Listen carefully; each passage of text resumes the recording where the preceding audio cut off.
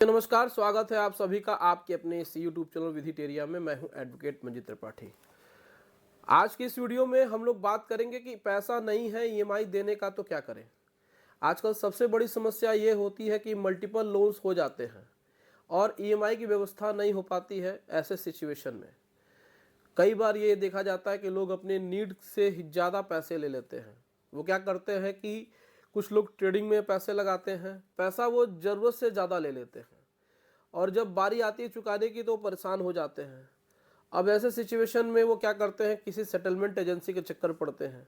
हालांकि मैंने बहुत बार सेटलमेंट एजेंसी के बारे में बताया हुआ है, किसी भी थर्ड पार्टी के बारे में बताया हुआ है कि भाई देखिए, थर्ड पार्टी का रोल कुछ नहीं होता है, न तो सेटलमेंट कराने में और न ही आपके लोन का रिस्ट्रक्चरिंग कराने में या फिर मोरेटोरियम कराने में, क्योंकि आपको खुद ही अपने बैंक से बातचीत करना पड़ेगा। बैंक आपसे कहेगा कि भाई देखिए, आपको सेटलमेंट एजेंसी की बात कर रहे हैं, आप सेटलमेंट एजेंसी को पैसा देने के लिए हैं, हमारा पैसा देने के लिए आप नहीं हैं। यानी कि आपके पास पैसा नहीं है हमारा ईएमआई देने के लिए और आप सेटलमेंट एजेंसी का चार्ज देने के लिए हैं। तो इससे बेहतर यही है कि आप जब भी ऐसे सिचुएशन में पड़े तो अपनी बात डायरेक्ट अपने बैंक से करें। इससे क्या होगा कि बीच में किसी प्रकार से फ्रॉड होने से आप बच जाएंगे। और तो और बैंक या एनबीएफसी कंपनी या कोई भी सेटलमेंट एजेंसी की बात नहीं मानती है।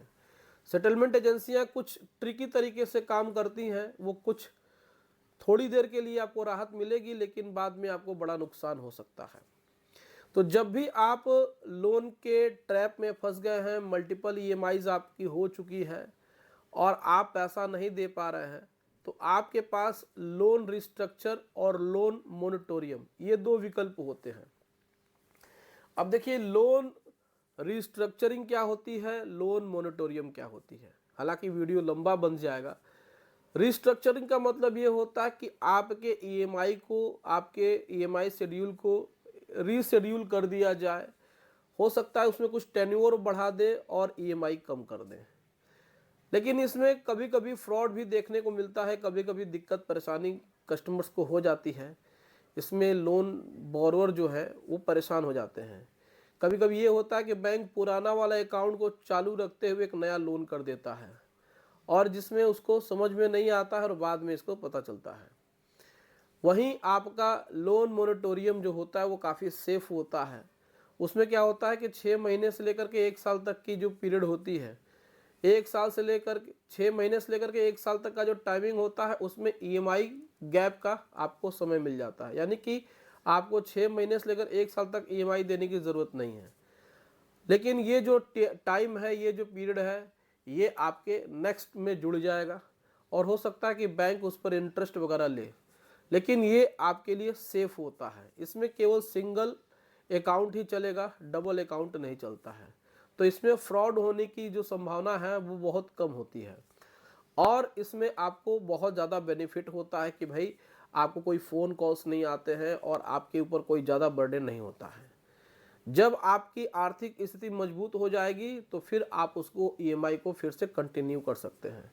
जैसा कि आप सभी ने देखा था कि कोविड-19 में गवर्नमेंट की तरफ से, आरबीआई की तरफ से गाइडलाइंस जारी की गई थी और आपको मोरेटोरियम पीरियड 6 महीने का मिला था और भी उसके ऊपर 3 महीने का एक्सटेंशन मिला था। तो उसमें आपको काफ़ी बेनिफिट मिला था। तो मोरेटोरियम पीरियड काफ़ी अच्छा होता है।